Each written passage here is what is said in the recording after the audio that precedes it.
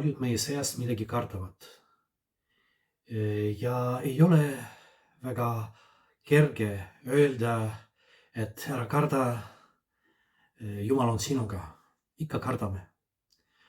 Kardame aeg-ajalt ka teisi inimesi.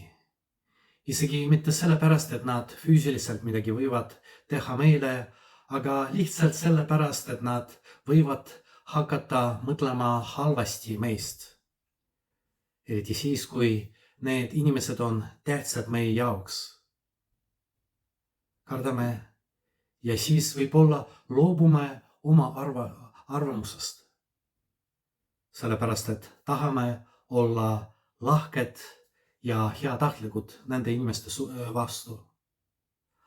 Olgem ausad, isegi kui me tõeliselt armastame teisi inimesi kogu oma südamest, kui me tahame ja oleme nende inimeste jaoks lahked, heatahtlikud ja nii edasi, ei ole niimoodi, et kõik teised inimesed vastavad meile samaga, kuidas me suhtume nendesse. Ja Jeesus Kristus oli esimene näide. Alati juhtub niimoodi, et vaatamata selle, kuidas me käitume, teised inimesed võivad suhtuda meisse halvasti. Peame arvestama sellega. Muidugi see üldse ei tähenda, et ma pean kogu aeg olema ettevaatlik.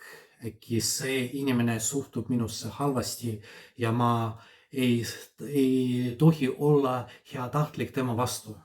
Ei, kindlasti mitte. Aga siis, kui me teame head, peame arvestama, et võib-olla ainult Jumal näeb seda, mida me teeme. Ja kui me lihtsalt ootame nendest inimestest, et nemad vastavad meile nii, nagu meie tahame, võime sattuda masendusse. Need inimesed, isegi kui nad teevad midagi halvasti meile, nad ei suuda teha väga palju meie vaimu jaoks.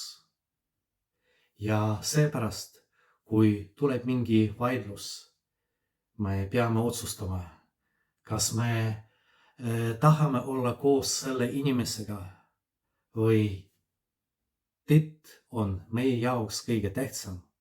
On vaja mõtiskleda selle üle, kas on koos meiega selles vaidluses ka Jeesus Kristus. Kes on minu jaoks kõige tähtsam? Kas Jeesus Kristus või see inimene? Ja võib-olla aeg-ajalt on vaja öelda ei, ma ei ole nõus sinuga sellele inimesele, kui ma näen, et Jeesus Kristus mõtleb teisiti. Ma pean alati otsima Jumala tahet.